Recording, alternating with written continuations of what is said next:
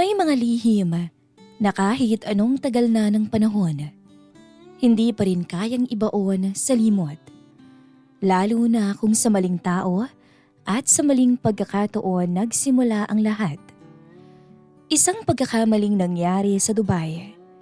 Isang kasalanan na hindi inakala ni Malu nasisira sa lahat ng pinaniniwalaan niyang tama. Isang hindi katanggap-tanggap na pagtataksil sa pagitan nila ng tiyuhin ng kaniyang asawa. Akala niya, isa lamang iyon na pagkakamali dahil nadala lang siya ng lungkot at tukso. Pero paano kung sa pagbabalik niya sa Pilipinas, hindi pa pala doon magtatapos ang lahat? Dahil sa muling pagbabalik ni Rodel ng Pinas, muli bang masusundan ang kanilang pagkakasala? Good evening po sa mga listeners ng channel na ito. Hayaan niyong ihayag ko sa inyong lahat ang isa na namang kwentong tampok ngayong araw dito sa ating programa. Ang kwento pong ito ay pinamagatan nating ang pagkakasalang nagsimula sa bansang Dubai.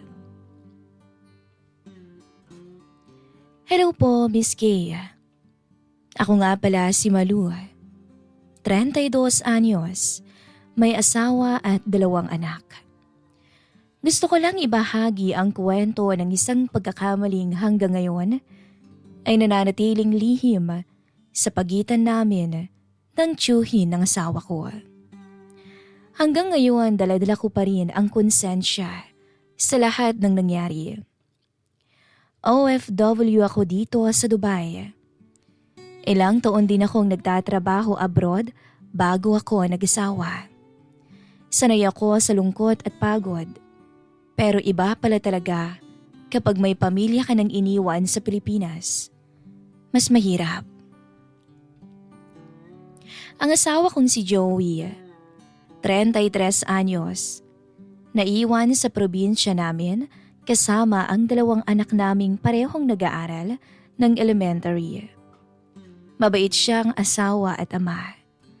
May maliit kaming tindahan sa tapat ng bahay namin kaya yun ho ang pinagkakaabalahan niya. Hindi kami perpektong mag-asawa pero maayos kami. Mahal namin ang isa't isa. Kaya hindi ko rin maintindihan kung bakit ako nadala sa tukso. Siguro dahil sa lungkot, sa pag-iisa, o baka sadyang mahina lang ako at madaling matukso. O baka naman dahil sa taong hindi ko inaasahang makikita ko rito sa Dubai. Si Tito Rodel, ang tiyuhin ng asawa ko. Bunso siya sa kanilang magkakapatid. Panganing naman ang biyenan ko.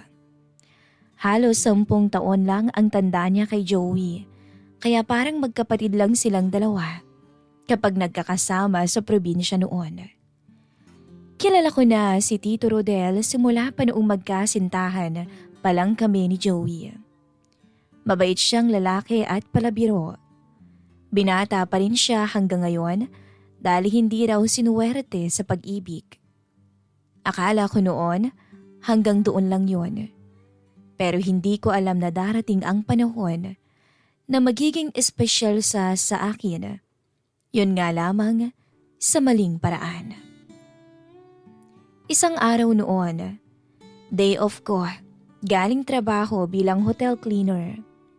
Sobrang pagod ko nung mga nakaraang araw, kaya naisipan kong pumunta sa isang part malapit sa Al Nada para magpahangin.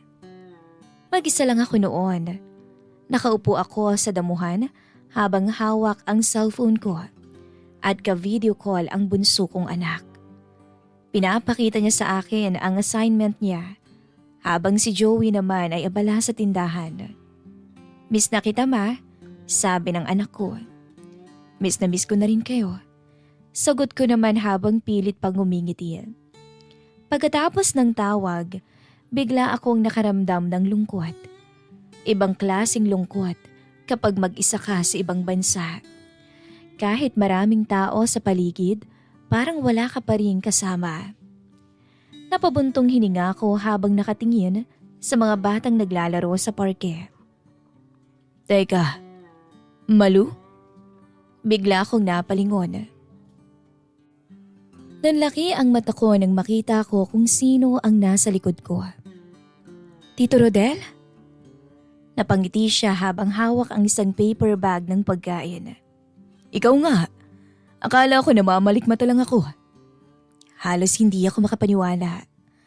Matagal ko na siyang hindi nakikita.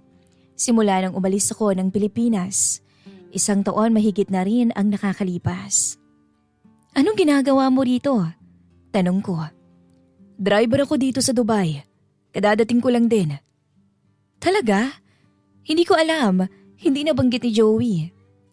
Hindi rin naman ako masyadong nagpo-post. Ikaw, mukhang pumayat ka. Ganun talaga. Puyat. Laging pagod. Naupo siya sa tabi ko matapos magpaalam. Doon nagsimula ang mahaba naming kwentuhan. Napag-usapan namin ang pamilya sa Pilipinas. Ang mga anak ko, pati si Joey. Sa tindahan pa rin ba si Joey? Anya. Oo, siya nang bahala doon. Maswerte talaga yun sa'yo. Hindi ko alam kung bakit pero may kakaibang init akong naramdaman sa simpleng pagtitig niya. Siguro dahil nananabik lang ako. O baka naman siguro dahil may kakaiba rin sa paraan ng pagtitig niya sa akin noon. Mula noon, Miss Kay, naging madalas na ang pagkikita namin ni Tito Rodel tuwing day off ko. Minsan nga sabay kaming kakain sa maliit na karinderyang Pinoy. Minsan naman nagkakapilang habang nagkukwentuhan tungkol sa aming buhay. At habang tumatagal, mas lalo kaming naging komportable sa isa't isa. Ang hirap talaga dito, sabi ko minsan habang naglalakad kami pauwi galing supermarket. Sanayan lang talaga, sagot niya. Kayong ang lalaki nahihirapan eh, kami pa kayang babae. Napatingin siya sa akin. Pero hanga ko sa'yo Malu, napakatapang mo. Naku, napipilitan lang. Hindi, iba ka talaga. Hindi ko alam kung bakit pero natameme ako noon. Natutuwa kasi ako na may tao akong napagkukwentuhan. May taong nakikinig sa akin. Pag kay Joey na kasi, puro na lamang tungkol sa gastusin ang napag-uusapan namin. Pambayad ng tuition, puhunan sa tindahan, at problema sa bahay ang madalas naming pag-usapan. Naiintindihan ko naman siya. Pero bilang babae, minsan hinahanap mo rin pala yung pakiramdam na may naglalambing sa'yo. At habang tumatagal, napapansin kong hinahanap-hanap ko na ang presensya ni Tito Rodel. Kapag nga hindi siya nagchat-chat, parang may kulang sa araw ko. At doon ako nagsimulang matakot. Kasi alam kong mali. Tiyuhin siya ng asawa ko. Pamilya. Isang gabi, habang nasa kwarto ako sa staff accommodation, nag-message siya. Day off mo bukas? Sumagot ako kaagad. Oo bakit? Ilang segundo bago siya nag-reply. Punta tayo sa creek, kwentuhan lang. Matagal akong nakatitig sa cellphone noon. Hindi ko alam kung bakit kinakabahan ako. Pero sa kabila ng konsensya ko, excited akong makita siya. At doon, naramdaman ko na may bagay nang nagbabago sa pagitan naming dalawa. Bagay na hindi na dapat umabot pa sa mga susunod na hakbang. Pero hindi ko napigilan ang sarili ko. Dahil sa mundong malayo sa pamilya, unti-unti akong nahulog sa maling tao.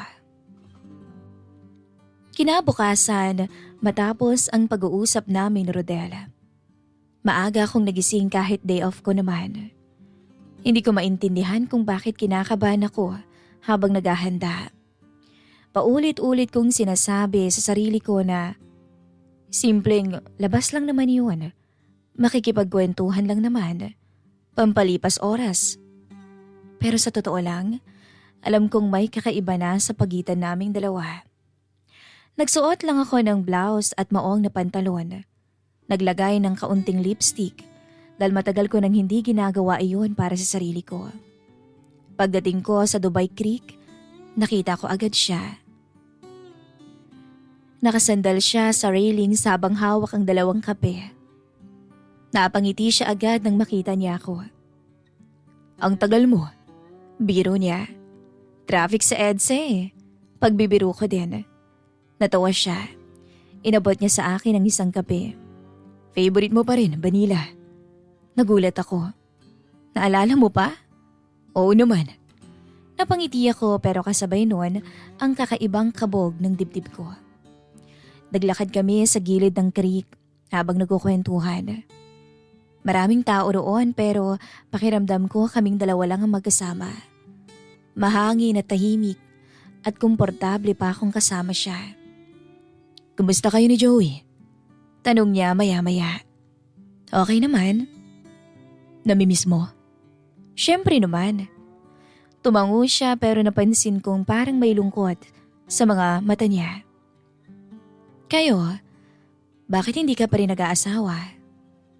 Napangiti siya ng mapait. Ewan ko ba? Parang wala na akong gana. Bakit naman? Tumatanda na rin ako. Tsaka, saglit siyang tumingin sa akin. Tsaka, may babae talaga akong gusto. Pero hindi na pwede. Bigla akong nailang. Nagpatuloy kami sa paglalakad hanggang sa mapunta kami sa isang tahimik na bahagi ng creek. Doon kami naupo sa isang bench. Tahimik lang kami habang nakatingin sa tubig. Hanggang sa magsalita siya ulit. Alam mo, Malu, masaya akong nakasama ka dito. Napalingon ako sa kanya. Bakit? Basta, hindi ako agad nakasagot. Ramdam ko ang kabog ng dibdib ko. Tito, mahina akong sabi. Rodel na lang, Malu. Rodel na lang. Hindi naman ganun kalayo ang agwat ng edad natin. Napayuko ako. Hindi ko alam kung bakit pero parang may init na unti-unting bumabalot sa katawan ko. Alam kong mali itong lagi tayong magkasama. Sabi ko. Alam ko rin. At alam kong nararamdaman mo rin ang nararamdaman ko sa tuwing magkasama tayong dalawa. Hindi ako sumagot noon. Hanggang sa maramdaman ko ang marahan niyang paghawak sa kamay ko. At doon ako tuluyang nanghina. Kung namimiss mo ang asawa mo, Malu, pwede namang ako muna habang nandito tayo sa Dubai. Hindi naman kita aagawin. Aalagaan pa nga kita habang nandito tayo. Pero pag nandun na tayo sa Pinas, ibabalik kita kay Joey. Ibabalik kita sa pamilya mo. Dapat noon pa lang sinabi ko ng mali siya. Pero hindi ko ginawa eh. Sa halip kasi hinayaan ko siya. Malu, mahina niyang tawag. Pagtingin ko sa kanya, seryoso ang mga mata niya. Sa araw na iyon, unang beses akong gumawa ng bagay na alam kong pagsisisihan ko habang buhay. Pero huli na nang mapagtuntukong nahulog na pala ako. Ilang araw matapos ang pagkikita namin ni Tito Rodel sa park, naging madalas na ang pag-uusap namin. Tuwing break ko sa trabaho, may message siya. Tuwing gabi bago matulog, magka-video call kami. Ang ganda mo talaga. Bola. Kung nandito ka lang talaga sa tabi ko, pupupugin kita ng halik hanggang sa di ka na makahinga. Hindi ko alam kung bakit ganun na ang mga usapan namin. Hanggang sa nakaramdam na ako ng init. At alam kong maiibsan lang yun kapag may nangyari sa amin ni Rodel. Habang tumatagal nun, Miss Kay, mas lalo akong nasasanay sa presensya niya. Hanggang sa hindi ko namalayan na hinahanap-hanap ko na siya. Isang araw, day off ko, nag-message siya ng umaga. Libre ka ba mamaya? Napakagatlabi ako habang nagtatype. Bakit? Kain tayo sa labas. Miss na kita eh. Kinabahan ako nang mabasa ko yon. Bandang 5:00 ng hapon, sinundo niya ako malapit sa metro station. Simpleng polo shirt lang ang suot niya, pero napakagwapo niyang tingnan. Napangiti siya nung makita ako. Parang mas gumaganda ka yata habang tumatagal. Biro niya. Bolero ka talaga. Natatawa kong sagot. Naglakad kami papunta sa isang maliit na Filipino restaurant sa Deira. Habang kumakain, tuloy-tuloy lang ang kwentuhan namin. Nakakagaan kasi siyang kasama. Hindi tulad ng ibang tao rito, puro trabaho lang ang iniisip. Kapag kasama ko si Tito Rodel, pakiramdam ko may taong handang makarinig sa akin. Kumusta mga bata? Tanong niya. Okay naman, lagi nga akong kinukulit ng bunso eh. Namimiss ka na siguro nun. Oo nga. Pati nga ako namimiss ko eh. Bigla akong natahimik. Napansin niya agad yun, kaya napabuntong hininga siya. Sorry. Bakit mo kasi sinasabi yung mga ganyan eh? Iyon naman ang totoo, Malu. Hindi ako nakasagot. Sa totoo lang, mas lalo lang bumilis ang tibok ng puso ko sa tuwing nagsasabi siya ng mga ganun. Pagkatapos namin kumain, nagaya siyang maglakad-lakad muna. Mahangin noong gabing yun. Maraming turista at OFW na namamasyal. Magaganda ang ilaw ng mga gusali. Tahimik kaming naglalakad. Tito Rodel? Mahina akong sabi. Rodel na lang kasi, Malu. Napabuntong hininga ko.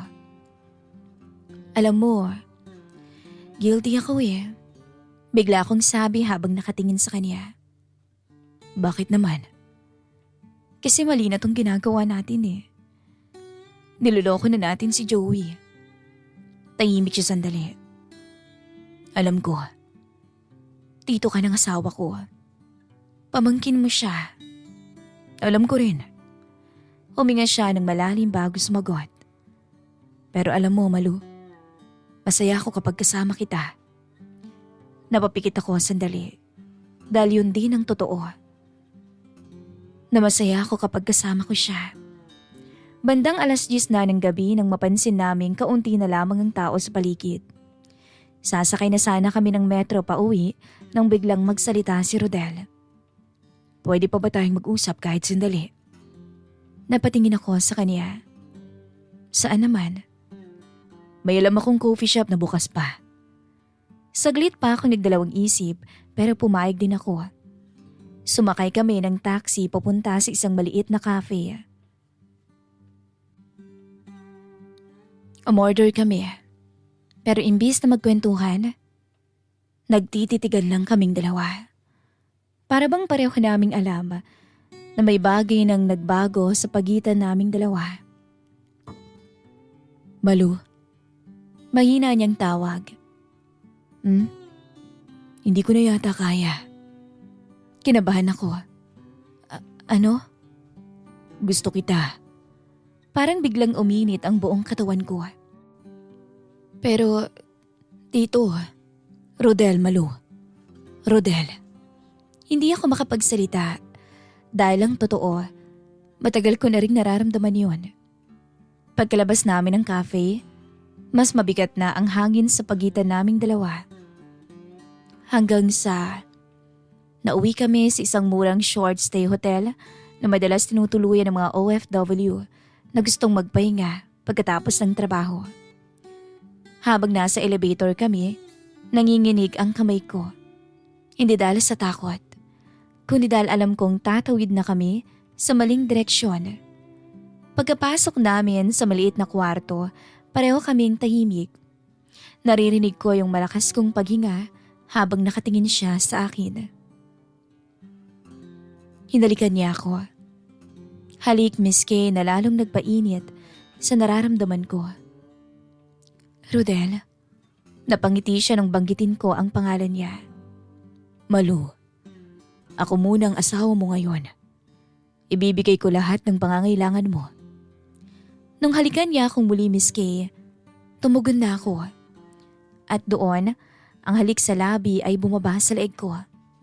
Hanggang sa tuluyan akong napapikit. Tanging pangalan niya lang ang sinasambit ko ng mga oras na yun, Miss Kay.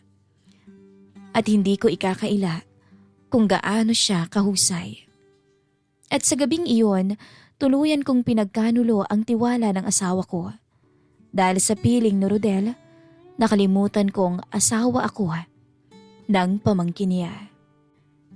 Pagkatapos ng gabing iyon sa Dubai, doon tuluyang nagbago ang relasyon namin ni Rodel. Hindi na lang kami simpleng magkamag-anak na nagkita sa abroad. Naging lihim na magkasintahan kami. Sa tuwing day off ko, gumagawa siya ng paraan para lagi kaming magkasama. Minsan kakain sa labas, minsan mamamasyal lang sa mall, at may mga gabing na uuwi na naman kami sa murang hotel. Para, alam niyo na. Habang tumatagal, mas lalo akong nahulog sa kanya. At yun ang pinaka-kinakatakutan ko. Dahil sa bawat saya ko kapag kasama siya, mas lalo namang bumibigat ang konsensya ko kay Joey. Tuwing ka-video call ko ang asawa at ang mga anak ko, halos hindi ko na matingnan ng diretsyo ang asawa ko. Pakiramdam ko kasi niloloko ko siya habang nakangiti ako sa harap ng kamera. Pero sa kabila nun, hindi ko pa rin maiwasang hanapin si Rodel. Siguro dahil pareho kaming malungkot sa abroad, parehong sabik sa lambing at pag-iintindi, at pareho ring naging marupok. Hindi na tama to. Sabi ko pa minsan habang magkayakap kami sa hotel bed. Tahimik lang siya. Napabuntong hininga siya bago ako hinaplo sa buko. Mahal na kita, Malu. Parang tumikil ang mundo ko noon. Dahil kahit hindi ko aminin, ganun na rin ang nararamdaman ko para sa kanya. Pero alam kong walang magandang patutunguhan ang relasyon naming dalawa. Kaya habang palapit ng palapit ang pagtatapos ng kontrata ko sa Dubai, mas lalo akong naguguluhan. Hanggang sa dumating nga yung araw ng pag-alis ko. Naalala ko pa, noong huling beses kaming nagkita ni Rodel. Pareho kaming tahimik habang nakaupo sa may bench. Mahangin noon pero parang mas mabigat ang pakiramdam naming dalawa.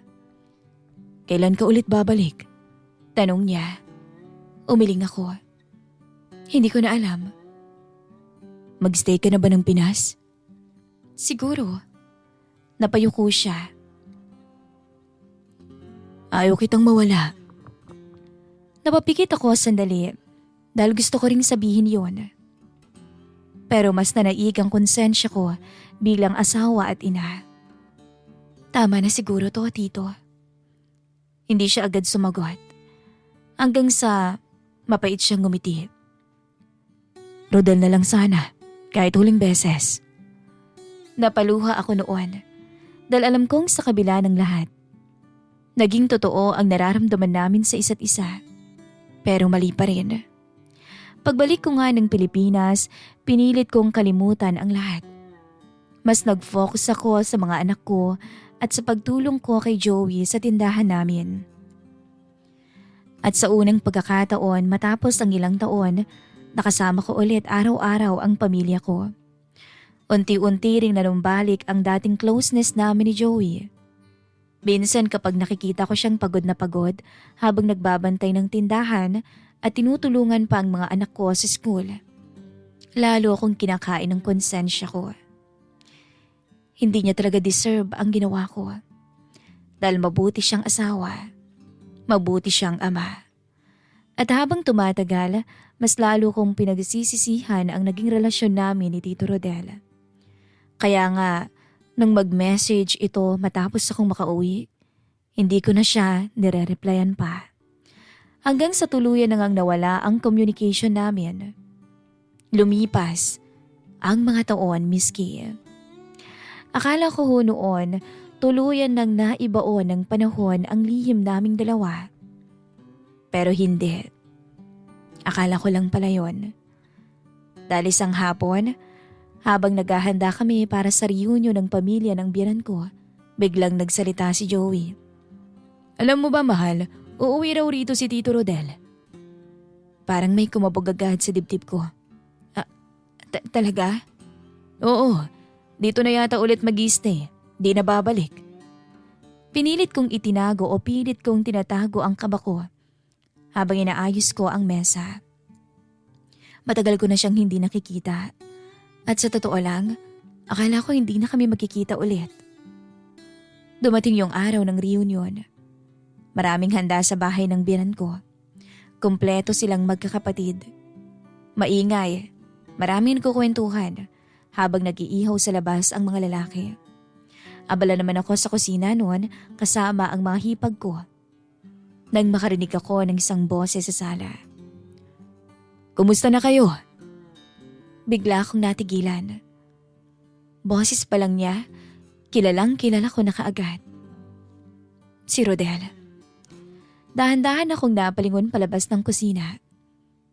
At nung magtama ang mga mata namin, para bang bumalik lahat ng alaala namin sa Dubai. Pareho kaming natulala. Nung magtagpo ang mga mata namin, mas tumanda siya ng kaunti pero ganun pa rin ang ngiti niya. Ganun pa rin ang tingin niya. Mainit. "Uy, Malu." Masayang bati niya na para bang walang nangyari sa pagitan namin noon. "Kumusta?" Pinilit kong gumiti. Okay naman po." Napansin kong nakatingin sa amin si Joey kaya mabilis akong umiwas ng tingin. Buong maghapon, pinilit kong iniwasan si Tito Rodel. Pero ramdam ko pa rin ang mga tingin niya sa akin. At mas lalo kong kinakabahan doon. Pagsapit ng gabi, medyo lasing na ang ibang lalaki. Sa labas habang nagiinuman sila. Ako naman ay lumabas muna papunta sa likod ng bahay para magpahangin. Akala ko mapag-iisa ko. Pero maya-maya lang may nagsalita sa likod ko. "Ang tagal nating hindi nagkita." Napapikit agad ako dahil kilala ko ang boses na iyon. Dahan-dahan akong lumingon. Nakatayo siya habang nakatitig sa akin. Tahimik lang kami sandali hanggang sa siya rin ang unang umiwas ng tingin. "Masaya ka ba?" Tanong niya. Hindi ako agad nakasagot. "Kayo ni Joey?" Huminga ako ng malalim. "Oo naman. Masaya." Tumango siya pero bakas sa mukha niya ang lungkot. "Ako, hindi kita nakalimutan, Malu." Biglang bumilis ang tibok ng puso ko. "Tito, sinubukan ko rin." Tahimik ang paligid habang pareho naming iniiwasan ang mga mata ng isa't isa. Dahil alam naming dalawa na kahit lumipas na ang maraming taon, hindi pa rin pala tuluyang nawawala ang pinagbabawal naming damdamin. Matagal ulit kaming hindi nagkikibuan. Hanggang sa ako na rin ang nagsalita. "Alam mo, siguro ito na talaga yung huli." Sabi ko ng mahina pero malinaw. Napatingin siya sa akin. "Malu." Umiling ako.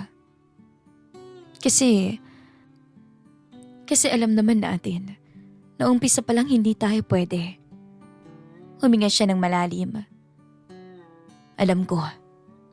Sandali kaming natahimik ulit. "Gusto ko lang na ayusin natin to bago tayo maghiwalay." Sabi niya. "Ayusin?" Tanong ko. Tumango siya. Para wala tayong bitbit na kahit ano. Para kahit mali, malinaw na tapos na. Napakagatlabi ako. Huminga siya ng malalim. "Gaya ng sinabi ko noon sa iyo, Malu. Pag nasa Pilipinas na tayo, ibabalik kita kay Joey, sa pamilya mo, at hindi kita aagawin." Doon ako napapikit. Kasi masakit pala.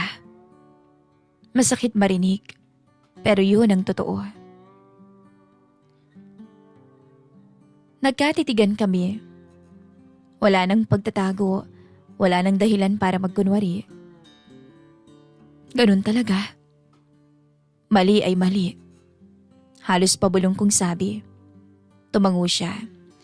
Maya-maya ay dahan-dahan siyang lumapit sa akin. Hindi siya nagmamadali. Parang bawat galaw niya ay nagpapaalam na. At ako, hindi rin ako umatras. Nagyakapan kaming dalawa, mahigpit na mahigpit. Yakap na punong-puno ng lahat ng hindi namin nasabi sa loob ng maraming taon.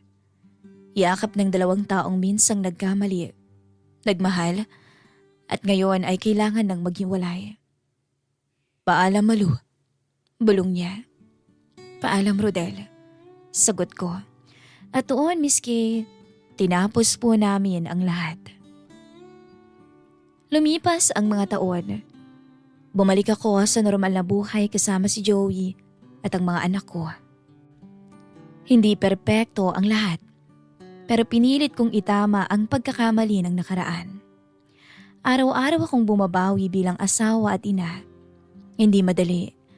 May mga gabi pa rin na tahimik ako. At bigla ko nalang maaalala ang mga bagay na pilit kong sinara. Pero natutunan kong mabuhay kasama iyon.